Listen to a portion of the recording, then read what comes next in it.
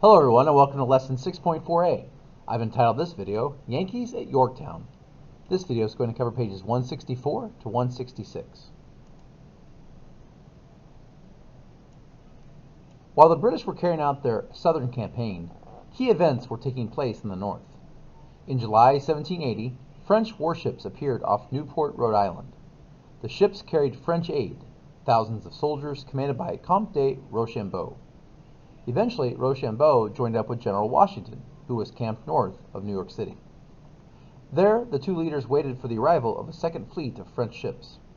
If and when the second French fleet arrived, Washington planned to attack the British Army base in New York, which was under the command of General Clinton. As it turned out, the second French fleet never did arrive in the north. Washington and Rochambeau would never launch the attack on Clinton. Instead, both the ships and the troops would find a better opportunity to strike the British. That opportunity would come farther south, at Yorktown, Virginia. Question 1. What country brought warships and troops to join the Patriot cause in July of 1780? The French, or France. Question 2. What location was General Washington and Rochambeau going to attack once the second French fleet arrived? They were going to attack New York. Washington leaves for Virginia. As he waited outside New York, Washington had followed reports of fighting in the South. In 1781, he sent Lafayette and Anthony Wayne to Virginia to stop Cornwallis. The results were positive. Lafayette had Cornwallis pinned down on a peninsula, a piece of land surrounded by water on three sides. The place was called Yorktown. Washington also got important news about the French fleet he was waiting for. The ships were heading toward Chesapeake Bay instead of New York.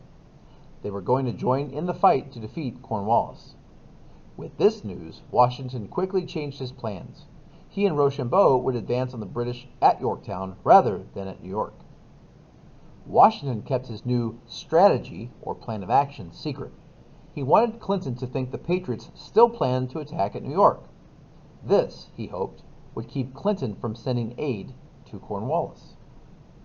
Washington and Rochambeau then rushed south with their armies.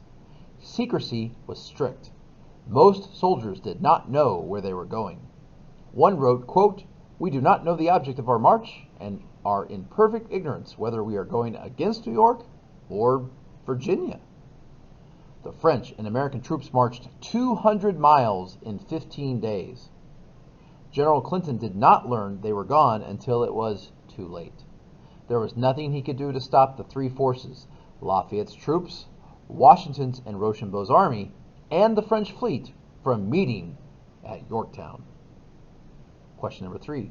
What is a peninsula? A peninsula, like the state of Florida, is a piece of land surrounded by water on three sides. Question 4. Where did Washington find out that General Cornwallis was pinned down? In Yorktown, Virginia. Question number 5. What does the word strategy mean? Strategy is a plan of action. Usually you talk about strategy when you're talking about military things or sports or games. You're thinking about how you plan to act, how you plan to win. Question 6. What secret strategy did Washington use which showed his great skill as a general? Well, instead of using his original plan, which was to attack New York, he took the information he had available and realized, with these ships heading towards Yorktown, I can bring my army down there and we can trap General Cornwallis. So he was willing to improvise. He was willing to change his old strategy and make a new strategy that was better. Question number 7. What four forces surrounded General Cornwallis at Yorktown? Well, number 1, the first force that they had, we had Lafayette's troops. Number 2, you had Washington's army. 3, you had Rochambeau's army. And 4, you had the French fleet. And all four of these forces were converging against General Cornwallis at Yorktown. A trap at Yorktown. Washington's plan worked perfectly. By the end of September, 14,000 American and French troops stood against Cornwallis's 8,000 British and Hessian troops at Yorktown. Meanwhile, the French fleet kept guard at Chesapeake Bay. British ships could not get in to help Cornwallis escape by sea. General Clinton and the rest of the British Army sat helplessly in New York.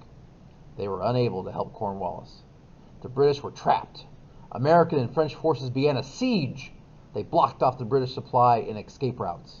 In this way, they hoped to force the British to surrender. Question 8. Why was Cornwallis unable to escape Yorktown by using his navy? Well, he couldn't use his navy because the French fleet was guarding and the ships couldn't get past the French. Question number 9. What does the word siege mean? A siege is when, well, let's use the textbook definition. The textbook says an attempt to force surrender by blocking the movement of people or goods into or out of a place. In essence, a military blockade. Question number 10. What effects did the siege have on the British troops at Yorktown? Oh, that appears to be on the next slide. So let's go ahead and go to that. Victory over Cornwallis. The siege began to take effect. The British ran low of supplies and many soldiers were sick or wounded. On October 14th, Washington's aide, Alexander Hamilton, led an attack that captured key British defenses. Cornwallis could see that the situation was hopeless. On October 19th, he surrendered his troops. The Patriots had won the Battle of Yorktown. They took nearly 8,000 British prisoners and captured more than 200 guns. Question number 10. Now we can answer it. What effects did the siege have on the British troops at Yorktown? Well, they were running low on supplies, and many of them were wounded and sick. Question 11. Who did Washington pick to lead an attack on key British defenses? That would be once again the future Secretary of Treasury, Alexander Hamilton, the same one you saw in the movie The Crossing. Here he is leading another attack. Question 12. What was the outcome of the Battle of Yorktown? It was a victory for the Patriots. They took nearly 8,000 British prisoners and they captured more than 200 guns. This was the beginning of the end for the British in the American Revolutionary War. At the surrender ceremony, the British marched between rows of French and American troops. A French band played Yankee Doodle. This was a song the British had used earlier in the war to taunt the Americans. As the war went on, though, the song was claimed by the Patriots. They even added more verses to the song that made fun of the British and praised the Continental Army. Question 13. What was symbolic about the playing of Yankee Doodle at the British surrender ceremony? Well, this was definitely a microphone dropping moment where the Americans and French were like, oh yeah, you use this song to make fun of the Americans? Well, now we're going to play it at your surrender. So a little bit of take that by the Americans. Well, thank you so much for watching. Before we go, I have not one but two memes for you. King George III when the Patriots beat him at Yorktown. And on the opposite side, the Continental Army after winning the Battle of Yorktown. Thank you so much for watching, and have a great day.